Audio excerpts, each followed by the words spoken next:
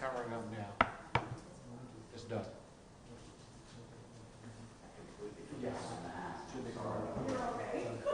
I'm like 6-footing everything. So, I was doing all my drinks.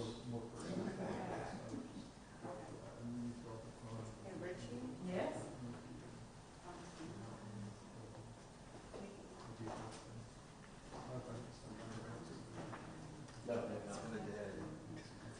Ty says it starts on. That's not too bad. I was saying like that's what it's about. For weekend, yeah. Just sometimes they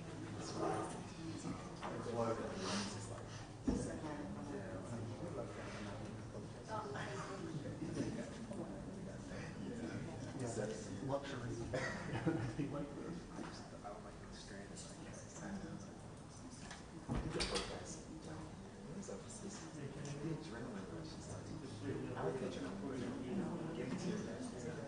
Yeah.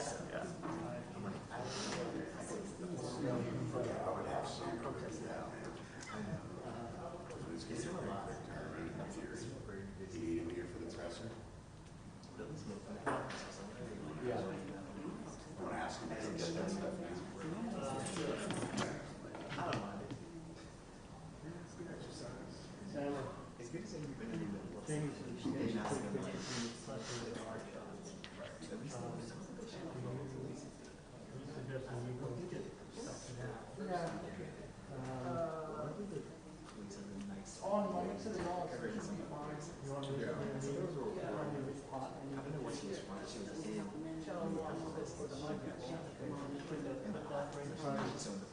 do it now from here. If you put it here instead of from the computer here.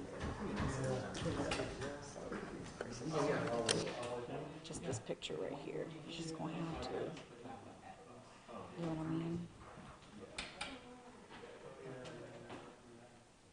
I think it's right here. You see it on my hand?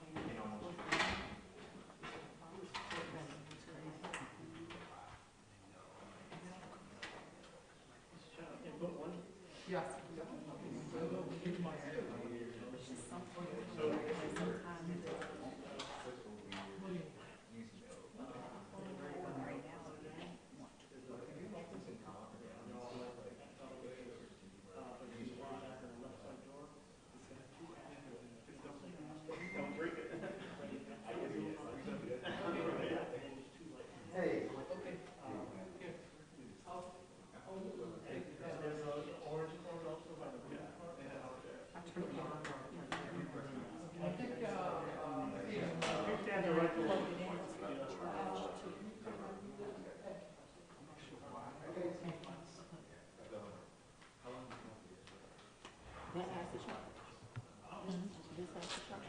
So I plug it in really quick. Let's see when you plug it in and find it.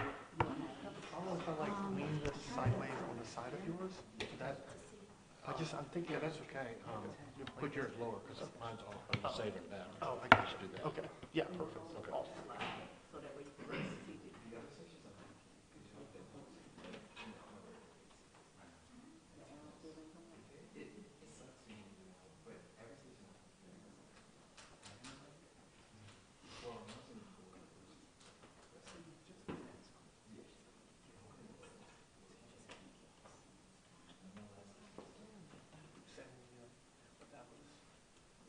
Because it's not coming up at all. And we turned it off and on.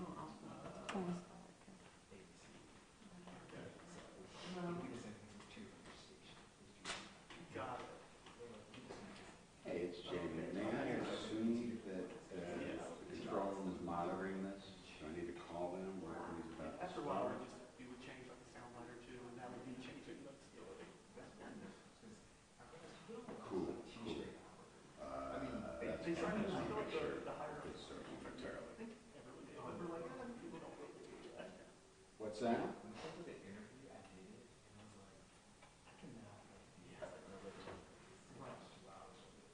Yeah, I actually meant to just send that to you, but it was too late. All right, cool.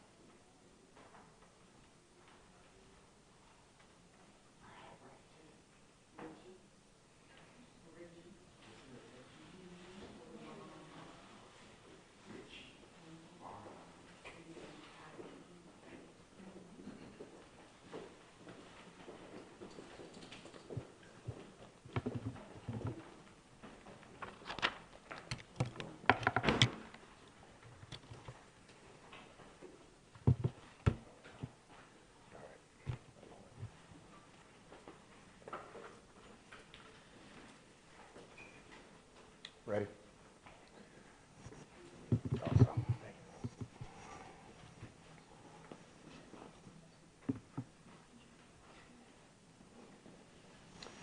All right, good evening, everybody.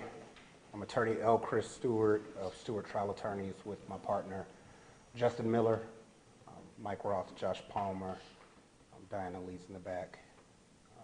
We proudly represent the family of Rayshard Brooks, and we sadly represent the 4 children that will never see their father again. We just literally landed a few days ago from the funeral of George Floyd, where we represent his youngest daughter, Gianna. Days before that, we were here fighting the Ahmaud Arbery case, where we're Georgia counsel.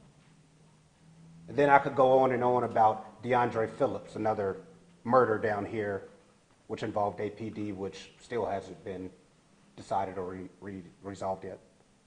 I could talk about Desmond Marrow, which still has not been resolved here in Georgia. I could go on to Alton Sterling, which we also represent, which years later still has not been resolved. And all of the other cases. And what it boils down to, black, white, Hispanic, whatever you are you not tired of seeing cases like this happen? We see from the protesters, we see from the people in the streets of all races now, that people are sick of watching black men murdered.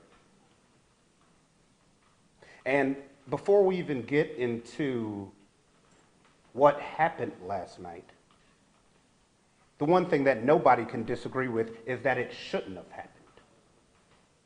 But it did, because the value of African-American males' lives in the inner city or wherever doesn't mean too much to officers nowadays. And it's sad, because we look at things not just for the emotional effect of how horrible it is, but legally. In Georgia, a taser is not a deadly weapon. That's the law. That's what the cops are trained to do. It's not a deadly weapon. I've had cases where officers have used tasers on victims, and they argue with us in court that tasers aren't deadly, that tasers aren't harmful. That's the case law here, that tasers are not deadly weapons. So before we even hear from their lawyers, who are going to say the same old thing they always say, you cannot have it both ways.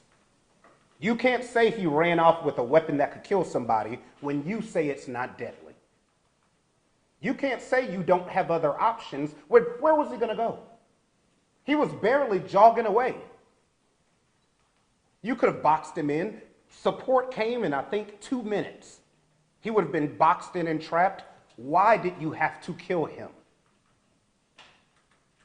Was the officer embarrassed that he got his taser taken? Well, let your pride linger. Don't pull your gun quickly. Was he upset that he lost a little scuffle and out of spite he shot? We don't know yet. But the one thing we do know is that he had other options than shooting a man in the back. And we don't want to hear anything about, oh, he even pointed it backwards, because it's not a deadly weapon according to police officers and case law. He wasn't close enough to harm you with it. You could have run him down, but instead he got bullets in the back. A man that earlier that day was celebrating his daughter's 8th birthday at the arcade, who has 3 little girls who are 8, 2, and 1, and a stepson, 13, who we sit with today and watch them play and laugh and be oblivious to the fact that their dad was murdered on camera. A scene that we keep repeating as we watch Gianna Floyd play in Houston, oblivious to that her dad was knelt on and murdered.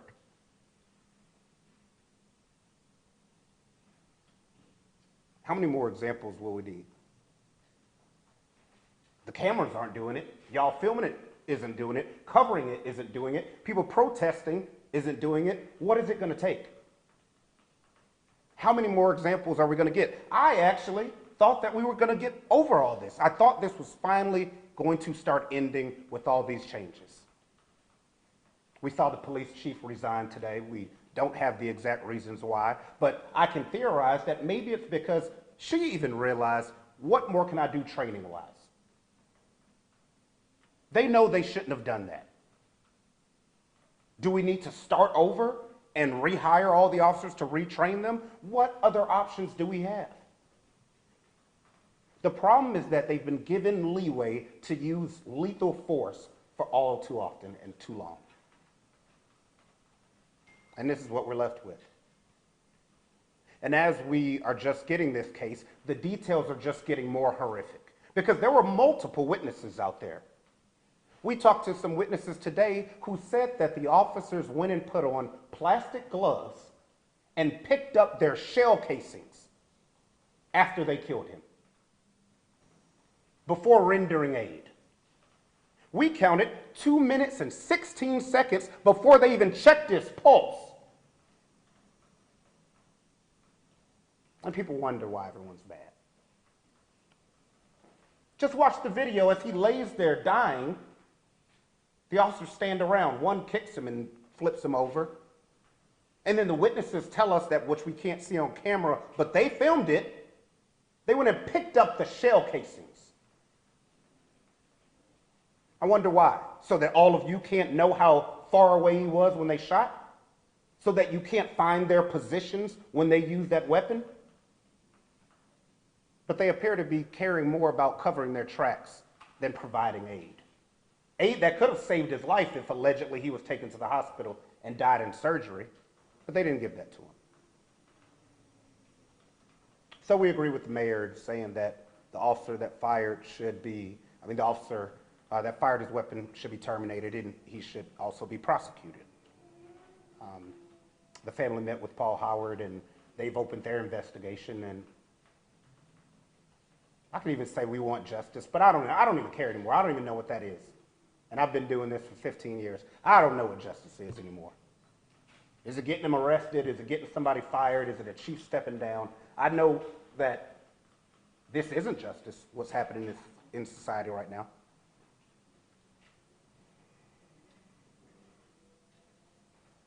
You know, it's just not much more we can say or do as a society. So people that are refusing change and not understanding why the time is now for complete systematic change, take a look.